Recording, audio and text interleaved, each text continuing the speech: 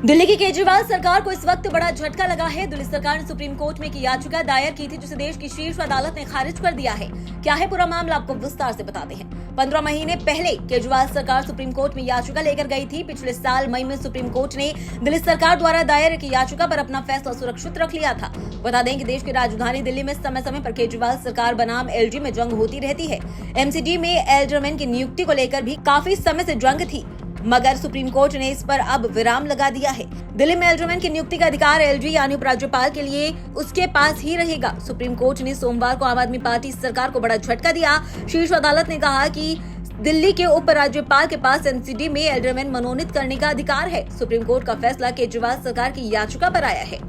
दरअसल एमसीडी में एल्डरमैन की नियुक्ति के लिए दिल्ली सरकार ने सुप्रीम कोर्ट में एक याचिका दायर की थी, जिसे अब सुप्रीम कोर्ट ने खारिज कर दिया है। कोर्ट ने अपने फैसले में कहा कि डीएमसी एक्ट के तहत दिल्ली के उपराज्यपाल के पास अधिकार है, वो मनोनीत पार्षदों की नियुक्ति कर सकते हैं। सुप्रीम कोर्ट ने यह भी कहा कि एल्डरमैन की नियुक्ति के लिए दिल्ली सरकार से सलाह लेने की आवश्यकता नहीं है।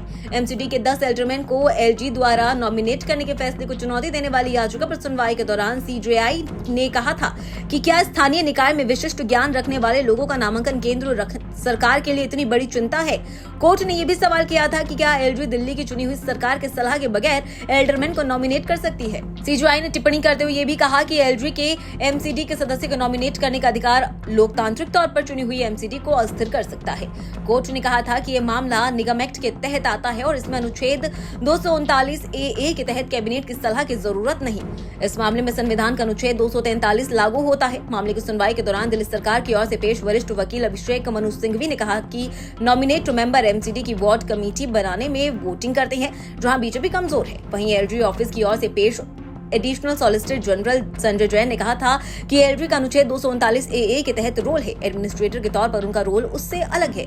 एडमिनिस्ट्रेटर का जो अधिकार है, उनमें नॉमिनेशन करने में दिल्ली सरकार की सलाह मानना बाध्यकारी नहीं है। जिस पर अभिषेक मनु सिंघवी ने कहा था कि पिछले 30 साल से एल्डरमैन को दिल्ली सरकार नियुक्त करती है। एलजी सिर्फ सलाहकार की भूमिका में थे। पहली बार एलजी ने एल्डरमैन नियुक्त किया, जो कि नियम के खिलाफ है। ये पहला ऐसा मौका है जब सीधे एलजी ने नॉमिनेट किया है। तो वहीं सुप्रीम कोर्ट के इस फैसले के बाद नगर निगम के लिए जनवरी 2023 में एलजी ने जो नाम तय किए थे, वो ही मान्य रहेंगे। इस तरह सुप्रीम कोर्ट से अरविंद केजरीवाल को झटका लगा है। वहीं एलजी इस फैसले से काफी खुश होंगे। बता दें कि सुप्रीम कोर्ट ने इस मुद्दे पर करीब 15 महीने तक फैसले को सुरक्षित रखा है।